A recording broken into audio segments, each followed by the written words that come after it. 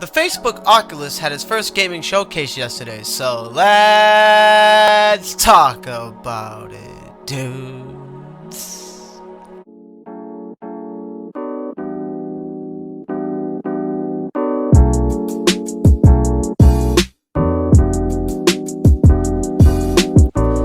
Facebook is invading the gaming and streaming divisions, with Facebook Gaming and their newest hit on the rise, the Oculus VR, the family of ecosystems, which include the Oculus Rift, Oculus Go, Oculus Quest 1, and their latest installment system introduced to the family, the Oculus Quest 2.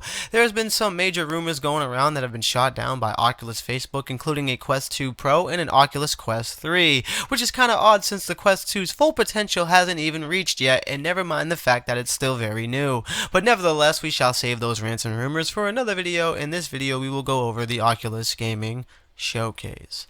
The first thing they showed in this showcase was an update to the legendary Pistol Whip. Apparently, the older expansion was a hit just like the game in its original state, so the devs at Cloudhead Games decided to make yet another expansion packed focused on the Western world and a campaign story about two sisters, as they revealed even another update for free coming alongside this new expansion of Smoke and Thunder called the Cornerbridge, which will unlock total customization for Pistol Whip players. Pistol Whip and its DLC expansion packs are on the list of me to play and review eventually on this channel. I've been busy as of yet graduating school, working on finding a job in my new career that I'm able to get into due to my graduation. However, in this present time, I have more free time again to be uploading, so here comes an influx of new videos by yours truly.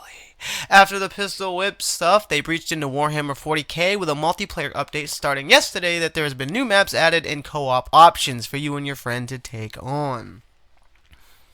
Lone Echo 2 is finally launching this summer, which has been an anticipated release ever since its reveal for the sequel. I myself haven't played Lone Echo the first, however it does look graphically interesting to say the least, and the story does seem like one to fall for.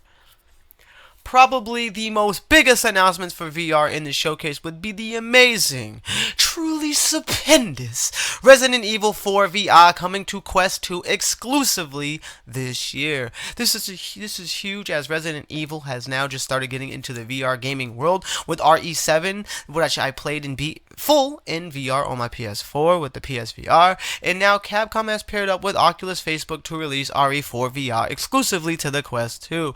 It looks amazing. The game looks great. It's being built entirely for VR with the shooting and moving mechanics aimed to be made in VR, with items have been added to be interactable in VR with pickups, and you can now see the space of the world for yourself as you port into VR, because as in VR you are now ported into the gaming world. So this classic game makes you get to be Leon and take down the foes who stand in the way. I honestly can't wait to give RE4 VR a try, just to be in that world, as I already know it because I played it and beat it before on a screen, but now to be ported in the world and actually become Leon is just going to be another mind-blowing feature to experience.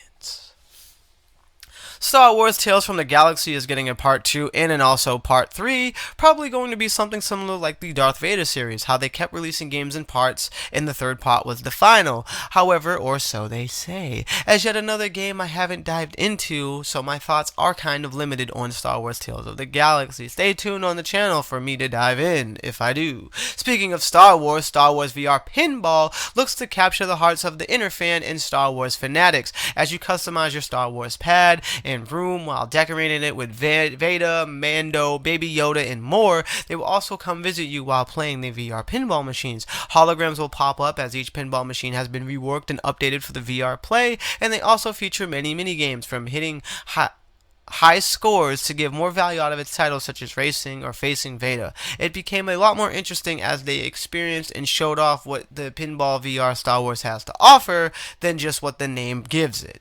It will launch on Quest, PSVR, and even Steam VR next week. If you loved being a spy and trying not to die, well, wait until you try not to die again with Try Not to Die 2, coming to the Rift and Quest platforms later this year. If you want my thoughts on Try Not to Die 1, make sure you check out my review on this channel.